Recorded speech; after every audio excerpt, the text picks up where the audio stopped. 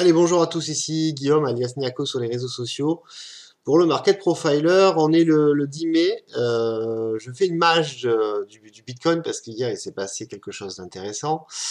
Cette chose intéressante, j'en avais parlé en fait. J'en avais parlé sur la vidéo de la semaine dernière que j'avais réalisée vendredi. Et dans cette vidéo, j'expliquais que le Bitcoin avait la probabilité de forcer pour aller chercher une zone inférieure. Pourquoi pas éventuellement remonter. Alors pour l'instant, on a fait que la première séquence. Est-ce qu'il va y avoir une seconde séquence, c'est-à-dire avoir la capacité de remonter, d'échanger au-dessus de la zone et de repartir? À voir. En tout cas, pour ceux qui n'ont pas vu la vidéo précédente, je parlais de cette mécanique de run qui avait eu à la mi-juillet. Je crois que ça a commencé le 17 juillet avec un point bas ici. Alors hier, on a frôlé le point bas, mais on l'a quasiment fait. Mais en tout cas, on est venu clairement chercher la zone. C'était un peu la folie hier sur les bitcoins, sur le bitcoin et sur les crypto-monnaies, pardon. Mais finalement, on a juste chassé les stops qui se trouvaient en dessous. Et là, peut-être qu'on est en train d'engager un réversal. Alors, est-ce que ça va se faire? Je sais pas. Concrètement, il faut attendre des clés de validation et c'est le sujet aujourd'hui de la vidéo, c'est de savoir où peuvent apparaître ces clés de validation, ou en tout cas où sont les zones qui sont pertinentes pour valider un réversal à moyen terme. Sachant que la structure aujourd'hui à présent depuis maintenant le mois de mai elle est baissière, on le voit très bien clairement, depuis le mois de mai pardon, on a décroché fortement pour aller donc chercher tout ce bull run ici. Maintenant, il y a un point d'ancrage qui est ici, qui est clairement identifié. On va aller voir sur les horizons les horizons de temps court terme pour voir un peu quelles sont les zones et qu'est-ce qu'il faut qu'on voit pour éventuellement valider un momentum, une reprise haussière. Sachant que là, on a clôturé, si je zoome un peu sur le chart, on a clôturé hier la journée avec un gros Marubozu. Est-ce que c'est un Marubozu qui break out des structures ou est-ce que c'est une prise de bénéfice? Sachant qu'ici nous avons de forts volumes, et c'est parce qu'il y a eu aussi des stops des acheteurs qui ont été déclenchés, donc qui ont créé mécaniquement des ventes marché. C'est ça qui génère également cet histogramme assez élevé en termes de volume. Maintenant, il faut vraiment voir si le marché a la capacité aujourd'hui, demain ou peut-être dans la semaine, de remonter ici. Et donc de faire, pas sous forme de mèche, mais sous forme de mécanique de 2-3 enchères de marché en journalier, remonter sur la zone. Cette zone, on va descendre sur une unité de temps plus courte et je vais la laisser traîner et on va identifier ce qu'elle nous montre. On va donc identifier ce qu'elle nous montre. Cette zone, elle nous montre la chose suivante. Donc, on a le sell-off d'hier qui casse une grosse structure de prix, les 34 000 et 33 000. J'en parlais fortement sur mon canal Telegram. J'ai d'ailleurs envisagé un achat dans cette zone qui a rapidement été stoppé. À noter que les 34 000 là-haut à l'ouverture asiatique ont été rapidement dépassés, ce qui a créé un low volume note dans la zone.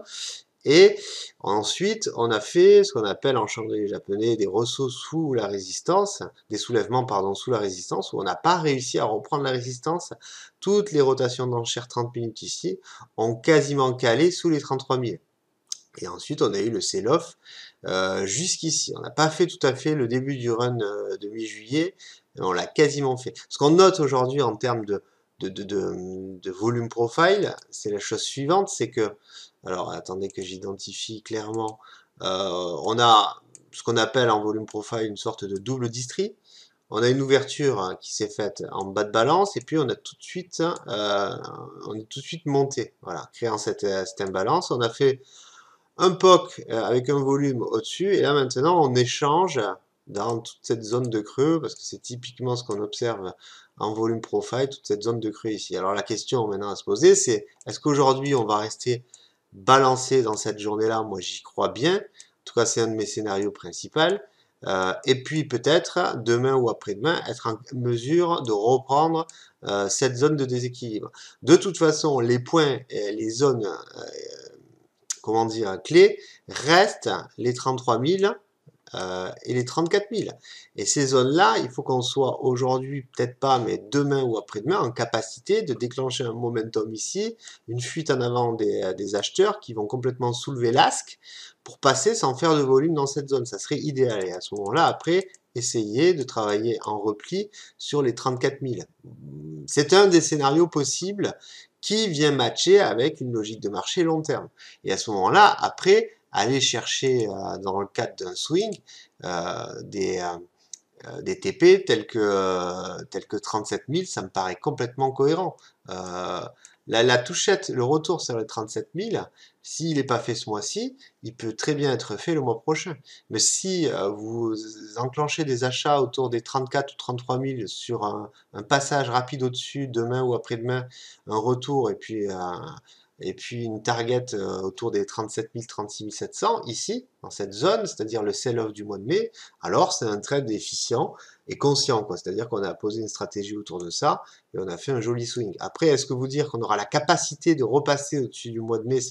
Moi, j'arrive pas à me projeter assez loin pour le savoir. Après, ça s'apparente un peu à du CAS, même s'il y en a qui font des analyses hyper lointaines. Je sais pas comment ils font, mais peut-être qu'avec des théories de cycle, de vagues d'Elliott, etc., on est en mesure de le faire.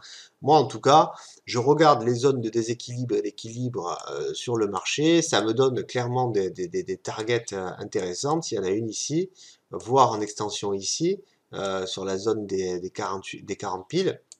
Et si on vient à acheter ici, dans cette zone sur repli, avec un stop pas forcément trop profond, alors on a un ratio d'1 pour 3 ou 1 pour 2, et c'est complètement un swing conscient et cohérent. C'est donc mon approche et mon scénario principal quant à ce que peut faire l'actif.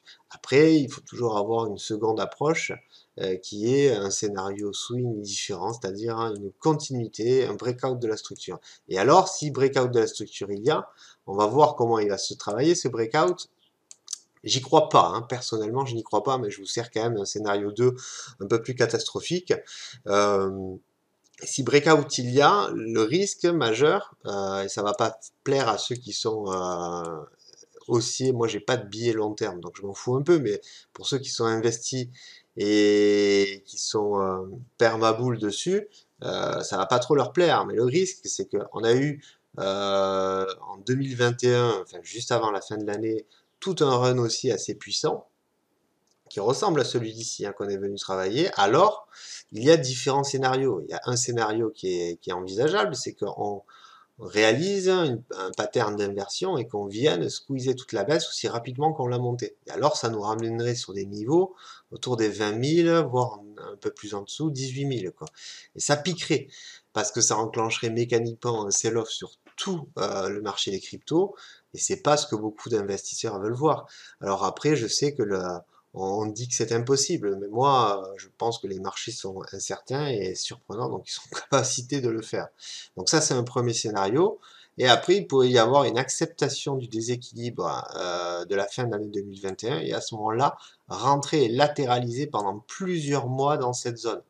Et donc, il y aurait pas de quoi prendre des achats long terme, mais en tout cas travailler sur le marché à l'horizon de la semaine, voilà, ça serait tout ça, ça reste après de la spéculation à l'horizon de la semaine, mais j'y crois pas trop à ce scénario, sincèrement. Je pense que c'est pas, il n'est pas encore assez mature pour faire ça. Maintenant, s'il vient qu'à casser avec un gros momentum toute cette zone ici, qui est une zone clé que beaucoup de traders ont identifiée, alors bah, on va voir un peu le processus d'enchère autour de ça. Mais si ça s'éloffe assez violemment, il peut nous faire, en l'espace de 7-8 jours, une semaine, une descente jusqu'à là, quoi. C'est complètement possible. Donc il faut voir après le processus d'enchère, le price action et les initiatives dans la zone. Est-ce qu'on rentre dans une phase où on va combler le déséquilibre précédent ou est-ce qu'on va directement squeezer la zone pour atterrir en bas? Voilà.